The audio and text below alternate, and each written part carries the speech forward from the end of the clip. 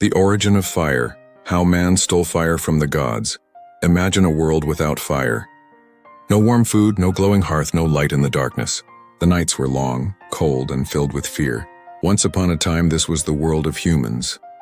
The gods kept fire for themselves, hidden away in the heavens, while mankind lived in shadows.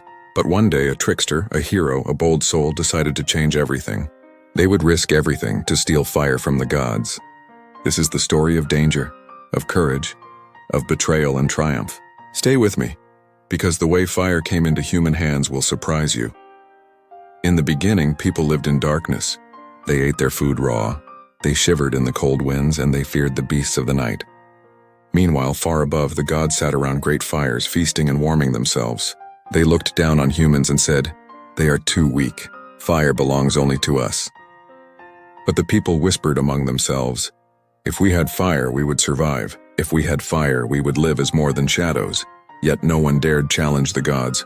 No one. Except one. In some villages, they tell the story of Anansi the Spider. Clever, small, but quick of mind. In other lands, it was a hunter, brave and cunning, who could walk where others feared. Whoever he was, this hero said, "The gods may have fire, but it does not belong only to them, it belongs to the people too." So he made a plan. He would travel to the heavens, trick the gods, and steal the flame. It was madness, it was dangerous, but it was the only way.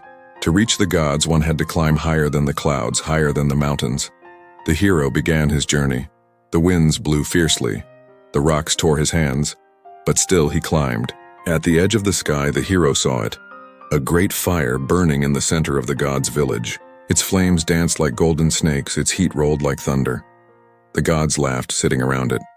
"Humans," they said, "are too slow, too weak, too foolish to ever touch this fire." But the hero did not turn back. In the dead of night, while the gods slept, the hero crept closer to the fire.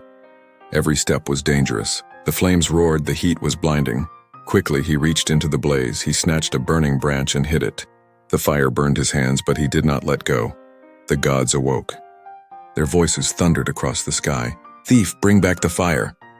The hero ran. He leapt across the clouds, the fire blazing in his arms. The gods sent storms, lightning, and winds to stop him, but still he ran. Still he held on. The fire must reach the people. Finally, the hero reached the earth. He gave the fire to the people. For the first time, meat was roasted, warming their bellies. For the first time, darkness fled, chased away by glowing flames. For the first time, the beasts of the night trembled and ran.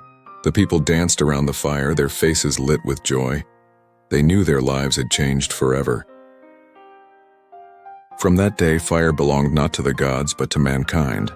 But the people never forgot the cost. Fire was not given, it was stolen. It was carried in pain, in courage, and in defiance. That is why fire is sacred. That is why every hearth, every flame, every spark must be treated with respect. For it is not just fire. It is the gift of survival. It is the proof of bravery. It is the light stolen from the gods themselves. This is the story of how humans stole fire from the gods. A story of danger, a story of courage, a story of light born from shadows. And so I ask you, what fires will you carry? What courage will you hold when the gods say you cannot? This is the Voice of Africa. Subscribe and let us keep the fire of our stories alive.